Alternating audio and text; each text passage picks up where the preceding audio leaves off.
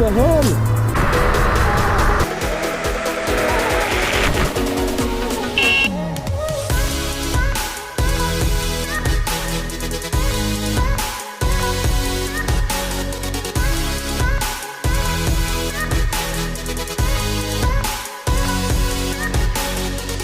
What's going on with you, my watcher? I hope you're having a great day or have had a great day, depending on which time of the day you're watching this video. So finally, I'm here with the Duotts D88 in-depth review video.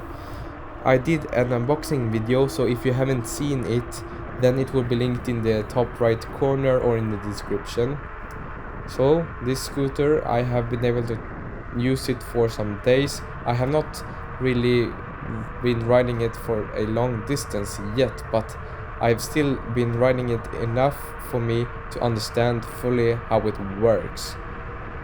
Now, don't get me wrong, I know this is a very long video, but that's because this scooter has so many different aspects that I want to go through in order for you to understand it fully. And it won't be like this all the time, me talking to you in the future. The video will change perspective, so you will also hear me talking live in the recorded video. And yeah, it will be a very informational video, and you will also see how the scooter works. I will show you how it accelerates, how you should ride the scooter, how the lights work, and about every aspect of it. So this video is for you who maybe just saw the scooter and want to know more about it. Maybe you're soon gonna get it. Maybe you have it and want to know more about the scooter. Well, then this video is right for you. So this will definitely be a next level scooter if you're someone like me who only have tried slower scooters before, like the ones Xiaomi scooters and etc. This scooter will definitely be in another level, so you have to practice in the beginning to understand how it works. It costs $1,500, which might be a high price, but for me it's been well worth the money, and you will probably also understand that throughout this video. I got this scooter from geekbuying.com, which is a good site to get electrical scooters from, and it has a fast delivery, and the delivery is also mostly free in the European countries at least. So it was, when it arrived, it had almost zero damage and everything worked fine with this scooter.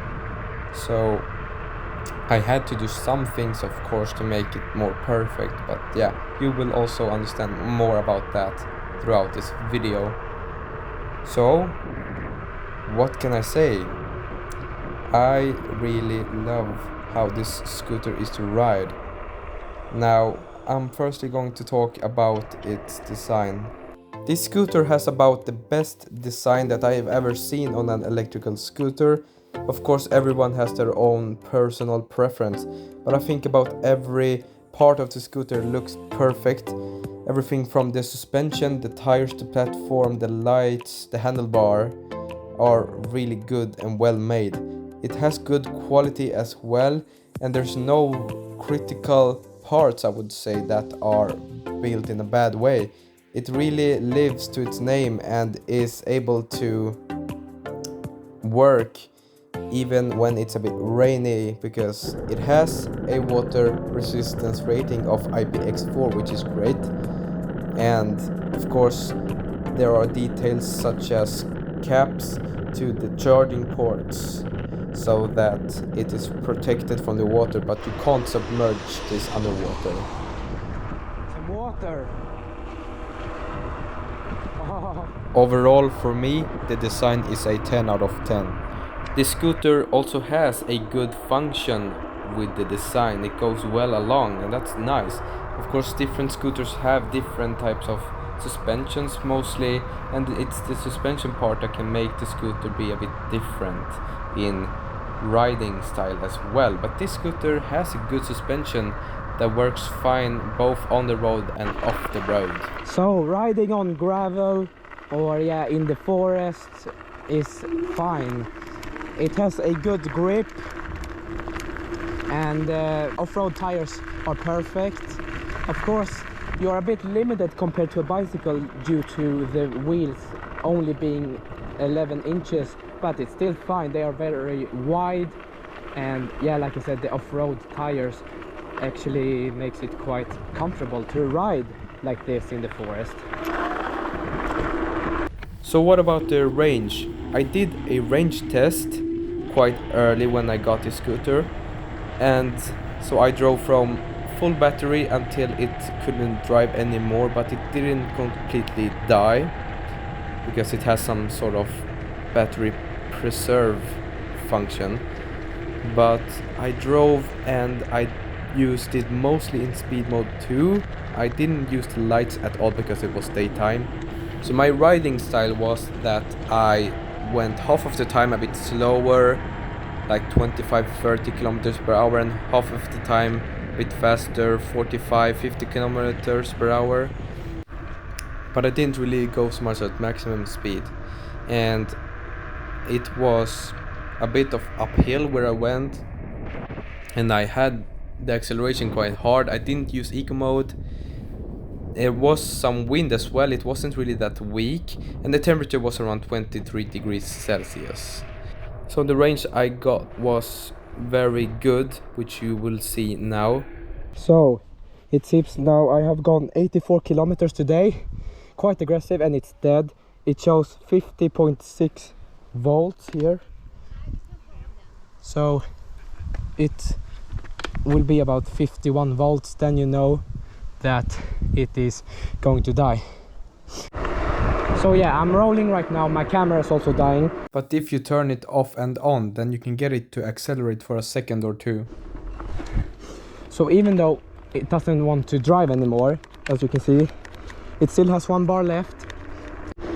So it's really good, it has a protection so that the battery cannot discharge completely. Yeah, so recharge the scooter as soon as the battery drops low. That is best to extend its battery life, and you also would rather not drain it completely to zero. So if you're wondering how fast will it go in eco mode, so I currently have eco mode enabled and dual motors. It still has quite strong acceleration, I would say, but then it stops and it usually goes around 25-26 kilometers per hour in the eco mode, which is good. This is more for moderate speed where you have control all the time, and the battery life when you have it in eco mode, I would expect it to be about 100 kilometers as it's stated, and of course it depends on the different factors, wind and your weight and temperature. But if you go like I tried with the turbo mode and still going quite fast, but not fast all the time, it can still have a range of 80 kilometers, because in the manual it says the range will be between 80 to 100 kilometers for most people, and that is true for me, so that's really nice. I haven't tried riding it only with eco mode, but I will do that one day as well to see how good the range really can be.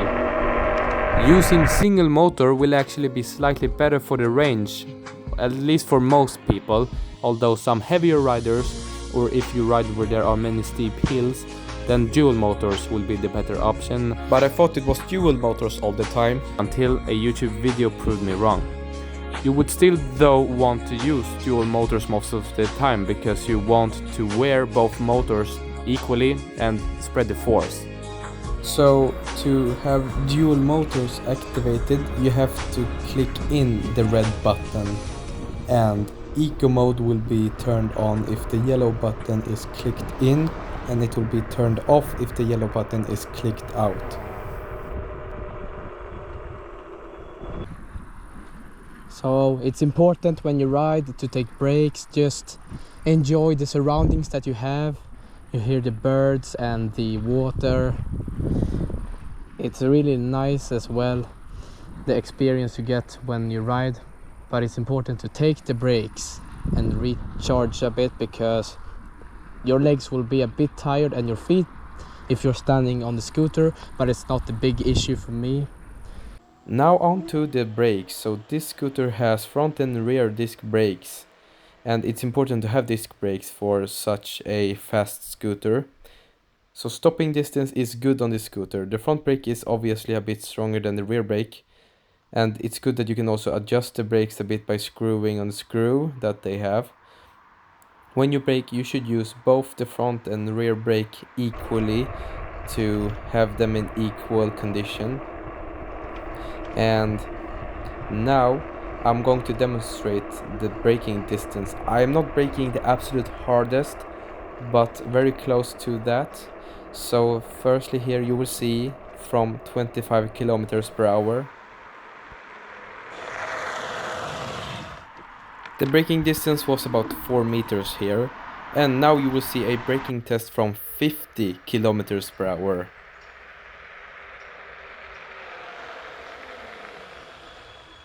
Here the braking distance was about 18 meters, but it was a bit downhill and the asphalt was slightly wet. It's important to remember that different terrains will have different contacts with your tires and therefore also different braking distances. Asphalt is the best, of course. Wet asphalt is quite close. Gravel is not far behind, but then dirt, grass and leaves and metal will be the things that will have a bit worse braking distance, so keep that in mind. And of course, if it's winter where you have ice and snow on the road, then that's a different story. Then you should definitely be extremely careful and not go fast at all. Also, the range can be cut in half when it's really cold. And the brakes actually sound a little bit different. The front brake only is like this, and the rear brake is a bit more screechy, I would say, than the front brake, but they are quite similar. This scooter actually has one feature that not so many people know about, and it is located under the display. We have here a silicone protection, and underneath it you have a USB out port for this cable, so you can charge your phone on the go if you don't have any power. So you take it and plug it in. Now I have it a bit tight here because I have shifted the position of the display so that it is comfortable to have while riding, but you can see it's stuck. And you also need to turn on the voltmeter and the display in order for it to charge. So yeah, I can show you here that I go into the phone, and now I'm going to plug in the cable. There we go. And my phone also says that it should take about 47 minutes until it is full, as you can maybe see here.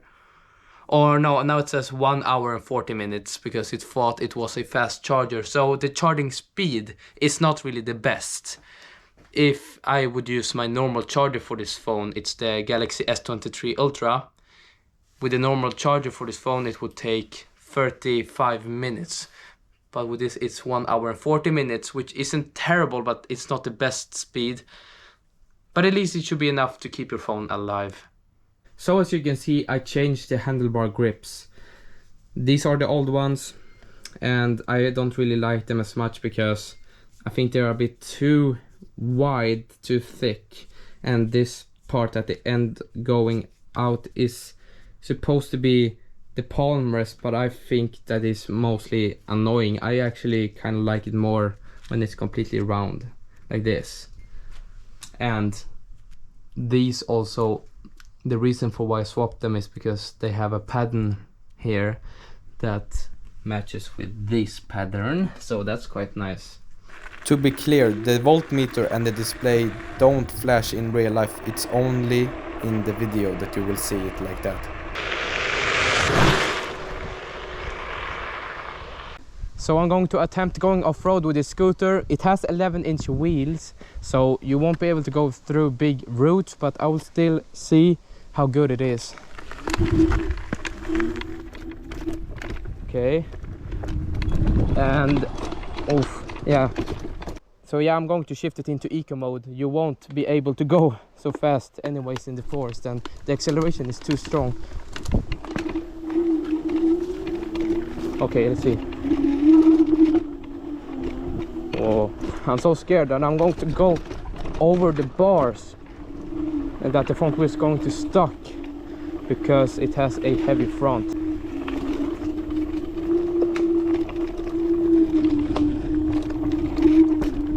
Oh, yeah. Ooh. Oh god. Oh my god. It is a bit scary. You want to kind of put your foot down sometimes, so. But I mean, it still works. Oh yeah. Oh, I can feel the suspension taking it a bit. But it's not the softest, but that's also good. Yeah.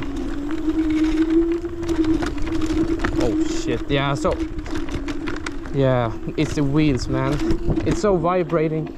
It's so shaky and vibrating a lot when you go over those roads. Oh my god, and it's also quite loud right now.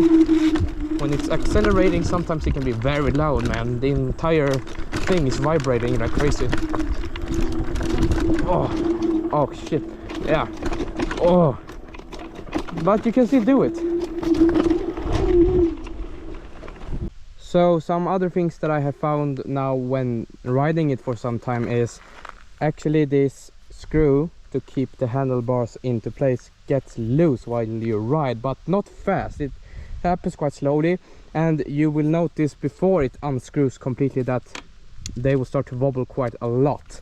If it's like this, then it will wobble like that. And as you can see, it's a bit blue because I have tried putting Loctite on this bolt, but it hasn't worked. And Loctite is supposed to be able to make the screw stuck so that it won't move, and you can still remove it with some additional tools. So I think that because I am not really needing the function of folding the handlebar, I will put some super glue in here instead of just screw glue, or what it's called, so that it will be stuck completely, because it's quite annoying. You don't have to do it so often, but after like 5 or 10 minutes maybe, this becomes loose if you accelerate hard and yeah, put some stress on it.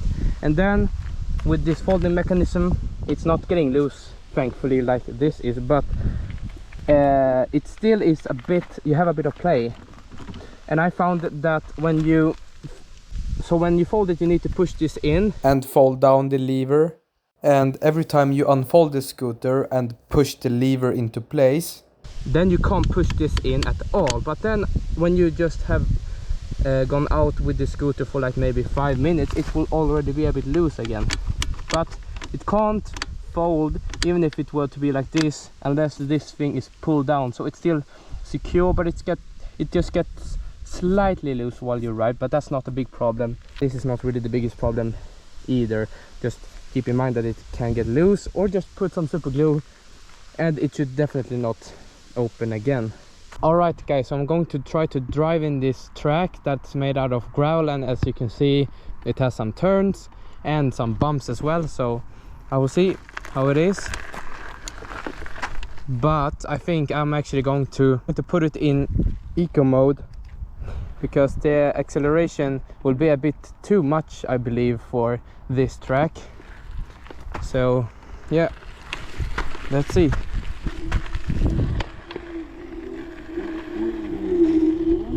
Oh yeah, wow. Of course it's a bit scary when you're standing up compared to a bicycle where you're sitting down, but seems to be fine still, as long as you keep control. Whoa. Yeah. Whoa.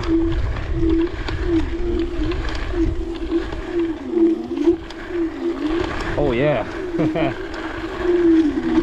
Oh crap. Okay. It's a bit, I think I can descend here. and firstly go on the middle hill, and then I will actually try the left one.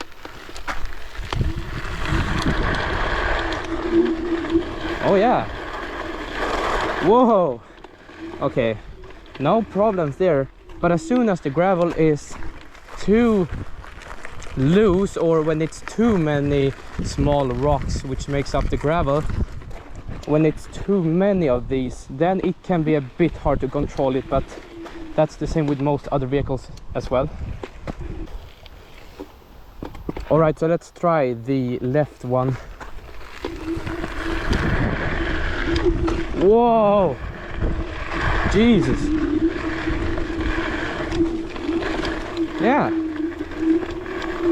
I mean the front is heavy, so you have to keep that in mind all the time, but it's definitely able to go on gravel. And let's try on grass with turbo mode.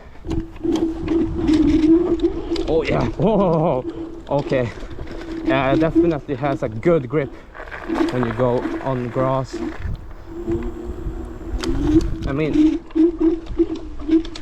and the wheel actually wants to skid as well on the grass, which is insane.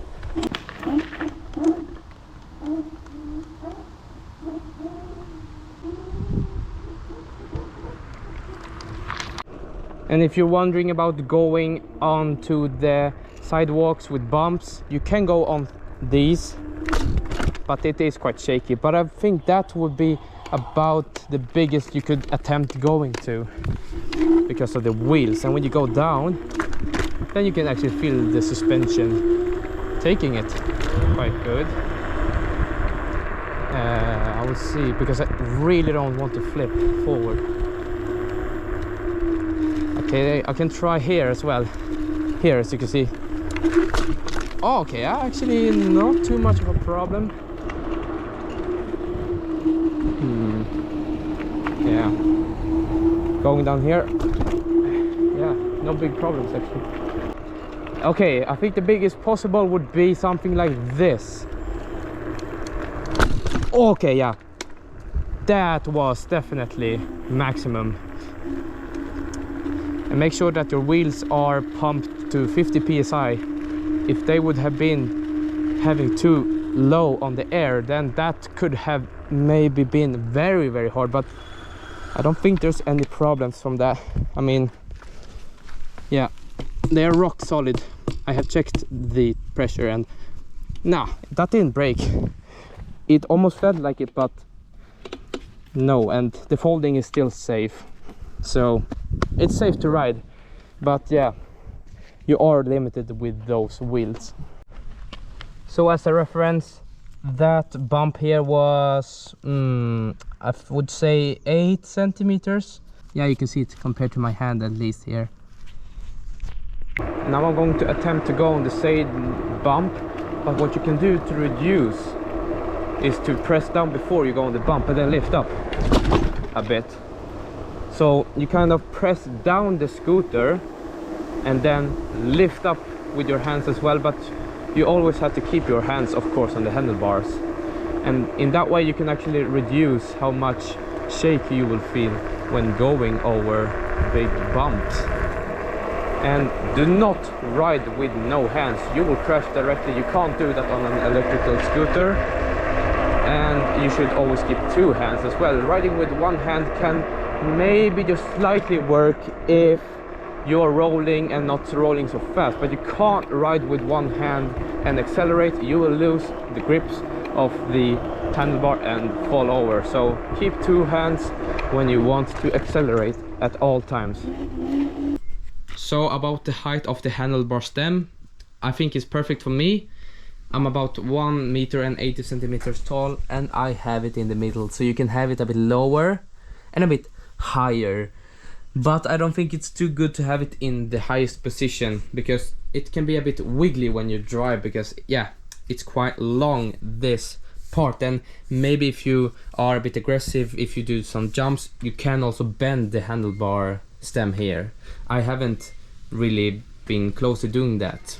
Even if I would have it in the highest position, I don't think I would bend it, but maybe some other people will. and it's not really worth how much it will wiggle. But if you are super tall, then I guess you just have to be careful when you drive it at higher speeds. So this with the electric automatic braking system that I talked about in my unboxing video is still a bit of a problem. Right now I just used the brakes when I came to a stop here, and as you can see, it's still showing. It still thinks that the front brake is braking, so I can't accelerate. And you also see that the brake light is on because it still thinks that I'm braking. But you can just get rid of it quite easily by pushing this thing up, which will be the adjuster for the brake. So you can adjust the hardness of the brakes. So if I push it up, boom, it's gone. So at least you can get it away, but it's a bit annoying when it still is showing. When I want to accelerate, I have to always move my hands to, yeah, push this up. But it's still not a big problem for me, and the rear brake is not having this problem. It's only the front brake. I'm going to demonstrate quickly how to ride this scooter. So when you accelerate, you should lean forward because the front wheel wants to go up a bit. And when you brake, let's say you have to brake, then lean backwards like this, so that you don't risk going over the handlebars. And when you turn, you just turn with your arms, not so much with your legs, because you should stand like this. You should have one foot here and the other foot on this rest. Keep them straight, because you want the center of gravity to be on the back part of the scooter, so you can't really turn with your foot. You would be able to do that if you were to stand sideways. So when you're going at higher speeds, it's important that you keep one foot in front of the other, you bend slightly on your knees, you lean forward, and that you have a good grip with your arms, and that they are also a bit bent. One thing that I'm sure that you have wanted to see is going towards the top speed, and of course that's something that I've done. And going towards the top speed is absolutely crazy. As you hear how this machine works, you hear the motors really working and how the tires are sounding when they are driving on asphalt. At least it's quite loud but quite cool.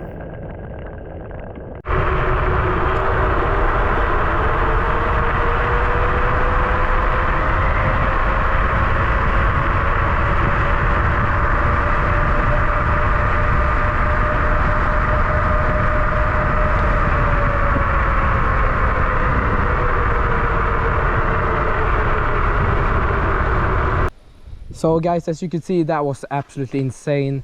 I was almost at the highest speed there, but it is a little windy today, and yeah, the motors are not so warm. So in order for them to be quite warm, you need to drive this thing fast for a long time with a lot of acceleration. So I was almost on the top speed, and my phone says 75 kilometers per hour, which is insane. But yeah, it's a bit of wind, so it is supposed to be a little bit faster than that, but that's just amazing. And the thrill when you go at that speed is just insane.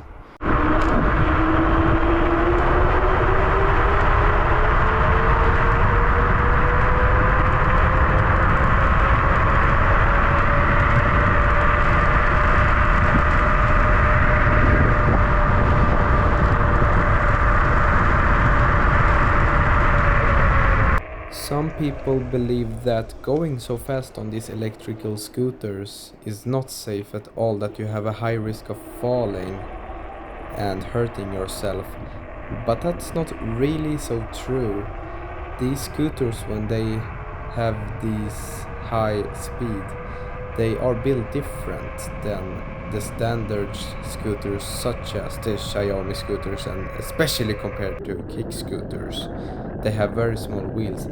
These scooters going this fast, they are built with bigger wheels and a more wide platform, better steering as well, and handlebar. So therefore they are safe, and of course you don't want to fall at those speeds.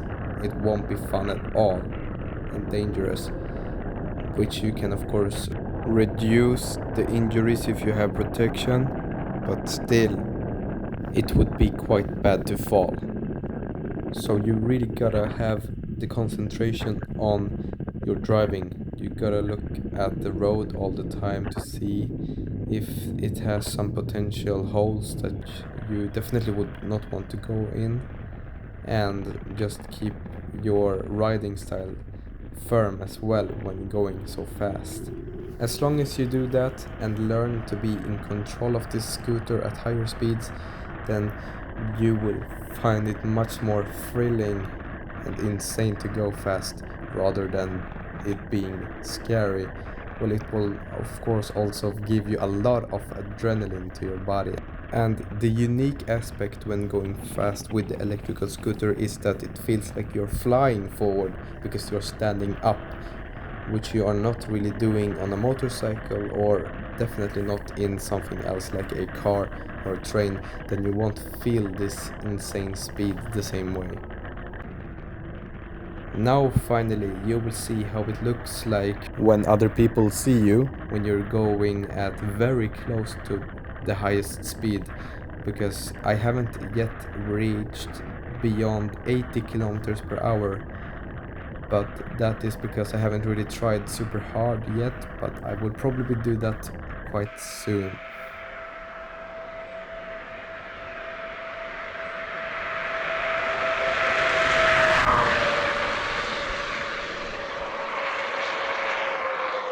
So as a reference, when you travel 76 kilometers per hour or 47.2 miles per hour, you are traveling each second 21.1 meters, and it will be 69.2 feet per second.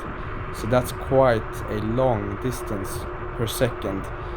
And that's also why it's important to remember that your braking distance is so much longer when you go at a faster speed.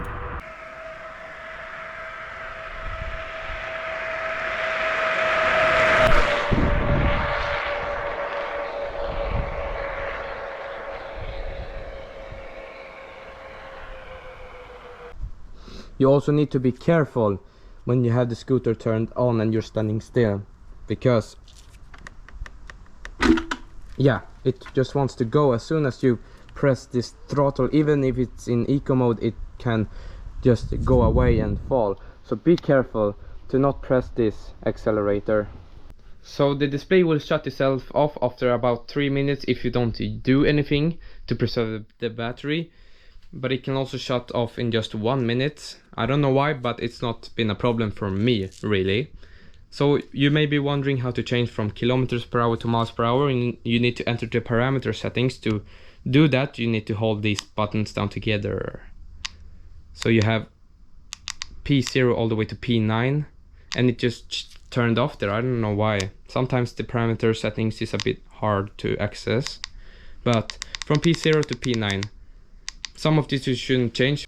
So P0 is the wheel diameter, which you can change if the not so P0 is the wheel diameter, which you P0 is the wheel diameter, which you can change if the speedometer is not reading correctly. I needed to do that because it was reading a bit slower than I was actually going. So you should check with your mobile speedometer app to see if it's correct. P1 voltage, don't change. P2 motor power, don't change. P3 is the power of the scooter, don't change. And P4 is from kilometers per hour to miles per hour. And then the rest of the P buttons are not really doing so much. They should do some things, like P5 should change between kickstart and non-kickstart. P6 cruise control on and off. P7 is hard start or soft start. P8 don't change, it should be at 100, and P9 should be the regenerative braking settings. But P5, 6, 7 and 9 haven't really done anything for me. I don't know why. Maybe it's the scooter is just programmed to function as it is. At least P0 you can change from kilometers per hour to miles per hour. if you saw my unboxing video, you know that the horn was a bit screechy. You have to adjust and tighten this bolt so that it's in place. I found that the reason for that screechy sound was because of this screw here with the bolt on. So I tried to remove it firstly. It was very quiet. Then I put it back on, completely screwing it all the way in. It didn't make a sound at all, so I thought it was broke. But then I tried to loosening it a little bit until I found this place that is the best. It won't unscrew itself, it will be stuck. So it's about 5-6 millimeters away from the metal here. So that is the best place to keep it at if you also find that your horn is a bit screechy. So now it sounds like this, which definitely is good.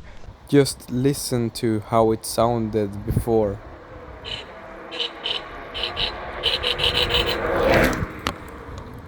And I also put some like foam soft material behind it, because I found that it can also be that this horn is touching this metal parts, and it's good to separate them so that, yeah, the screechiness might actually also come from that this thing is also vibrating. So if you do it like I have done, have it adjusted to 5 millimeters and have some soft material in here, it should sound completely good, like it should. So when it comes to different speed modes, they will limit your speed only, not the acceleration. So I have it in speed mode 1 now, and it's still bloody fast until it reaches its maximum speed, which is 28 kilometers per hour. Now it's a bit uphill, so about 28 on flat ground. And then speed mode 2, it's about 58 to 60 kilometers per hour max speed, and speed mode 3 is stated to be 85 kilometers per hour, but I have only gone up to 77 with this so far. So maybe I will be able to do 85 when the conditions are perfect. I can also show you the difference between the acceleration if you are in turbo mode, but the difference between only having the rear wheel and having both wheels. So this is rear wheel only, and this is dual wheel. Oh my god. And this is dual wheel. So as you can see, that also made a black line in the asphalt.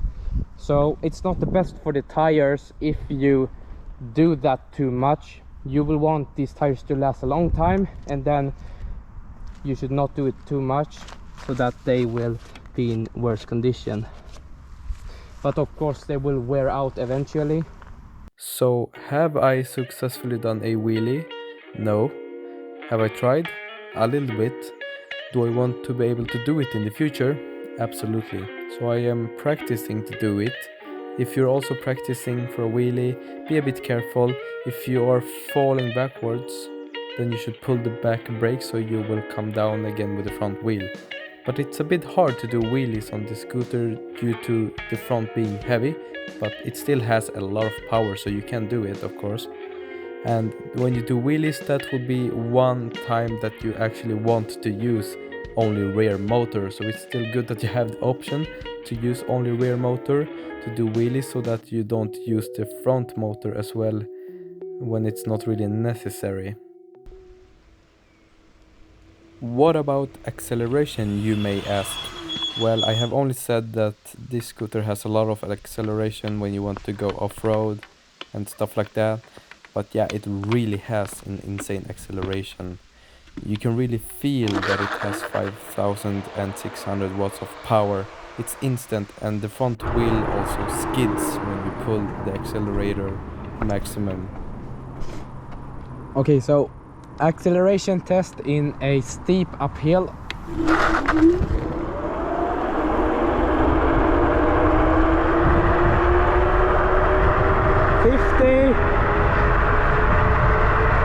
50, 60 kilometers per hour, and this is quite steep hill.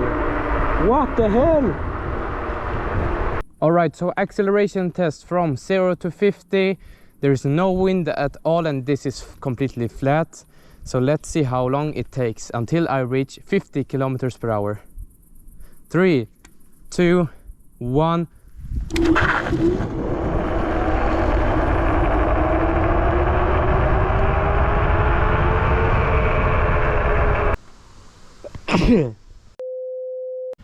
So this is what I wear when I ride the scooter, and I suggest that you should also have similar protection.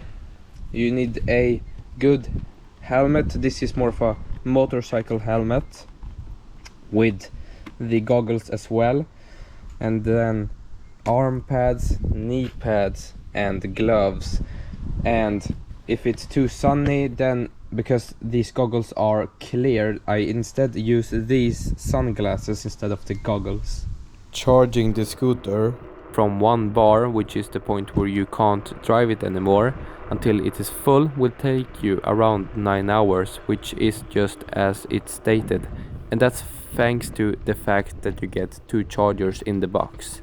If you would only have got 1 charger, then it will take about 18 hours. And when you are charging, you should plug the charger firstly into the scooter and then into your wall outlets, because then you are sure that it will charge the proper way.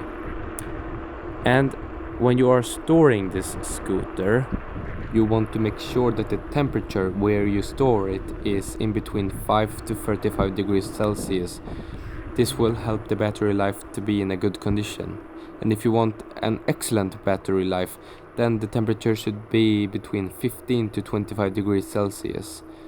But yeah, the most important is just that it isn't too cold, because that will also cut down on your range, as well as not being good for the battery in the long run. And if it's too warm, then it won't either be good for the battery in the long run. Other than that, you should make sure that it is stored at a place that is dry, and rain shouldn't be able to get to the scooter. Whenever driving the scooter, you need to make sure that the temperature is not colder than -10 degrees Celsius and not warmer than 40 degrees Celsius. Otherwise, you can't expect it to function the way it should. So when you ride in night, the lights are so good. You are quite clearly visible to others, which is good. And the headlights, they can really project the light a far distance. So yeah, it would definitely work.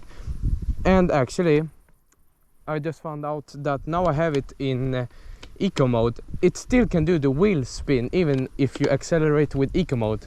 Just listen to this. So yeah, that's eco mode right there. So yeah, this is how the light will be. It's really good. Not super bright in one particular part. It's more like spread out, so it's very good. You won't have to worry about riding in the night. So yeah, just take a look at this. This is so cool. Rear lights, strong. Side lights, good. And the tail lights with the rings that are red. And when they are strobing, look. Yeah. And without, it's pretty dark. So they are very, very bright.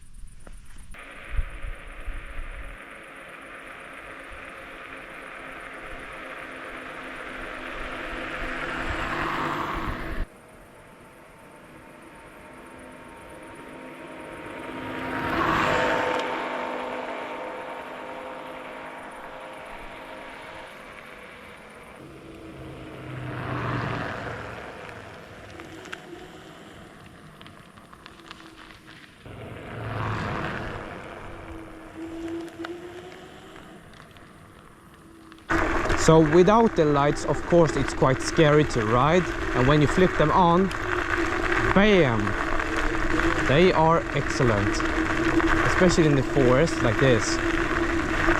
And having the lights on during your entire ride, of course it will drain the battery a little bit, but they are LED lights. But I would guess it will take a few kilometers of your range, but not that much. Oh yeah, so I have it on eco mode right now, and if you go uphill it will slow down a little bit actually, because eco mode is what it is. It wants to keep your battery life going long, but it's still pushing. It's not stopping, which is good, but slowing down a little bit just. Alright, so this scooter actually has regenerative braking, which means that when you brake, the electronic brake will kick in, brake for you, and recharge the battery slightly. To activate, you just need to pull one of the brakes a bit loose, and it will actually start to brake for you. And it's not working all the time, no. Sometimes it doesn't do that. And I think you can change it in the parameter settings. You go to P9. You can change it to 0, 1 or 2. There's no difference for me between 1 or 2. But I think if you have it on 0, it will be deactivated. But that's good to have regenerative braking. You will feel as it kicks in. So let's do a rolling test. I have a downhill, which isn't that far, but still enough to get some speed.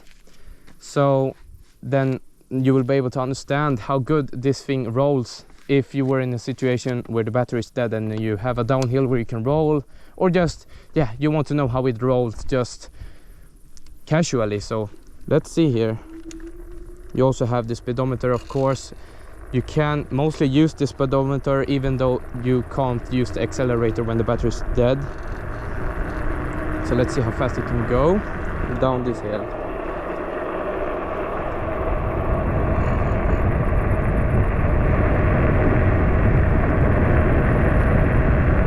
Yeah, 30, 31, 32 even. So it can roll quite well. I found that this scooter is very good at that. Okay, so let's see. Regenerative braking, no, not really kicking in at the moment. So it's sometimes it will do it, and I actually have found that when it does kick in, it is actually perfect for my braking. It's somehow, it feels like it knows how much I want to brake. If you're planning to store this scooter for a longer period, then you need to make sure that the battery is fully charged before you start storing it, because the battery doesn't like being on a lower percentage when being stored. It won't be good for its lifespan. And you need to make sure that you also recharge the battery once every second month at least, because the battery will run out of juice slowly even if it's not in use. So you need to make sure that it doesn't drop low when storing. If you have a plan about going for a longer ride, or more specific, a tour with the scooter, then I recommend that you keep some tools with you, such as Allen keys, some glue, and some tools that you could use to change the tire if it were to get punctured. And you should not use this with a generator and charge the scooter while you ride. No, that's not good for the battery. In that case you need to stop and charge it. So going for a tour won't be super easy. You can't go super far on one charge compared to electric cars and petrol vehicles, of course. But of course you can do it. Just make sure that you have a place where you can charge it while you ride, and you need to pack your battery charger, of course, in the backpack. So just one final thing before you will hear my summarize. You need to do maintenance on the scooter because you want it to live a longer life. Cleaning it is one of the most obvious things, and right now I wouldn't really say I need to clean mine, but soon I would. And yeah, just cleaning the scooter will also prolong its life, because you will get rid of the dirt and everything that can go into, well, the rear suspension, the brakes, lights, everything. To clean it, take a brush, a cloth or a sponge, and just use warm water and go through the scooter until it is nice again.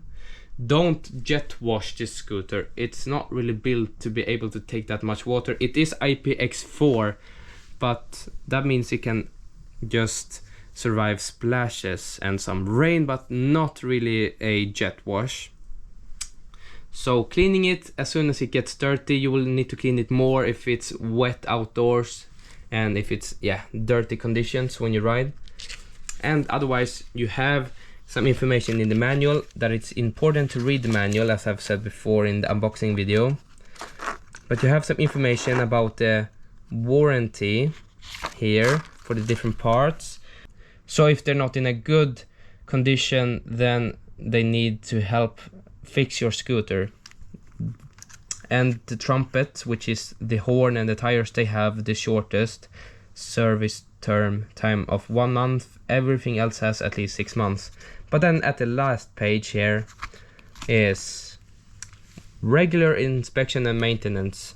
So you have information here. You should check, adjust, replace, lubricate and tighten some of these parts in the scooter. And if you follow this, you will have a long living scooter. Maybe you should check everything a bit more often than 60 days, 180 days and 360 days. But at least you have something to follow here. And if you see that some screws, because you need to check so that nothing is loose off the bolts and nuts. So I recommend using Loctite if the screws are getting loose even though you have tightened them. So Loctite will keep the screws into place, and you can still loosen the screw if you just use some tools. So you clicked into this video because you wanted to see a review of this Duotts D88 scooter. And I know it was a long video, but it's good because now you probably understand about every aspect of how the scooter works. So I have been using it not for that long of a time, but I love this scooter. It is really amazing. It's hard to beat at this price, and it gives me a lot of freedom, I would say. I can go on very long rides where I don't need to worry about charging, and using eco mode is even better. It has these good lights so that you will be able to ride in the night, and it has a good horn, blinkers, everything. It can do off-road. You can go in about every type of terrain as well with the scooter. So it's very good. The build is good, the display works fine, and the accelerator brakes just perfect for this price. It's hard to beat. And yeah, I will continue to use it more, of course, do some more testings exactly with the range in eco mode, and just see how it is in the long time. I think I will also update you in some months and tell you more how it is, but this is the review video that I will post about this scooter. So thank you so much for watching. I hope you have enjoyed this review video, and if you were to subscribe to the channel, it will really make me happy because it has taken quite some time to make this video. And also give this video a like if you enjoyed it. If you're wondering anything about this video, the scooter, let me know down in the comments. And also if you would like to see me testing this scooter in some particular place or terrain, also let me know in the comments if you would like to see something special. Well, I will see you again in the next video.